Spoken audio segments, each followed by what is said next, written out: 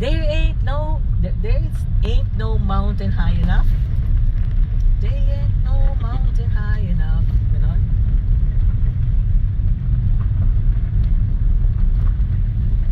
Ay, ganda. Ayan, ganda, no? Oo. I know. Pag nalaman to ng mga friends ko tsaka kasama sa mga work, pupuntahan nila to. Ain't nobody's high enough. Pag may time tayo, gusto ko yung dalhin sa bundok. Kaya lang, meron akong bukas 8 o'clock na ano eh. Kahit mag-stay tayo sa bahay, kaya lang meron akong 8 o'clock na ano eh. Appointment. Wala, miss si Denzel. Ha? Tapos nandun ang background ng bundok, makikita mo. Wow, ang ganda. Naku, madaming ganyan dito sa New Zealand. Hindi lang ito, ang dami-dami. Punta ka sa Rotorua, it's Yeah. beautiful.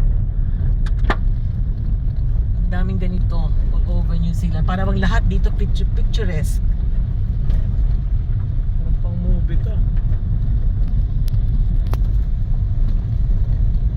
May daan dito sa inyo ta? Wala. Babalik tayo. Pero dito mga rife.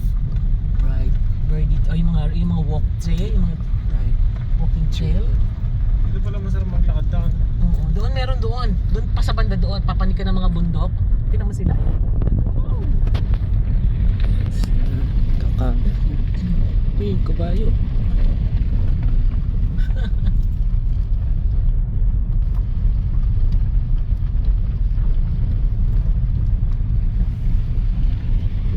Kung sa Pinas to, napakarami ng tao dito. Oo kasi sabi ko nga sa iyo Baka 1 niliguan is to pa yan. 20. 1 is to 20. Baka niliguan pa yan. Bawal na dito siya. Kinuha na yung mga itik at ginawa ng ginatahan. Kinain na po. Bawal dito. Protected yung mga yan. Ay pwede ka lang manghuli ng mga ducks. Pagka duck shooting season, yung duck shooting season. Pero may kailangan. lugar po. Hindi lahat sa mga sa farm pero not dito, bawal lang. Pero kailangan meron ka lisensya. Oo.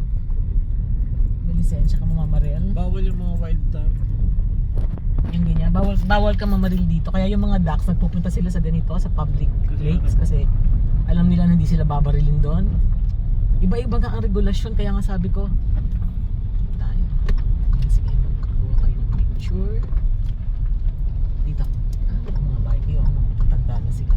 Mga trepang trail na motor. Ayan, sige.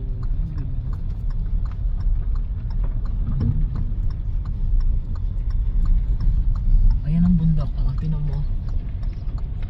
Ayan o. Sige, ano kayo na Ay, picture? maganda pala yung view dito. Ano, Yes. Mount Taranaki. Parang sobrang lapit niya.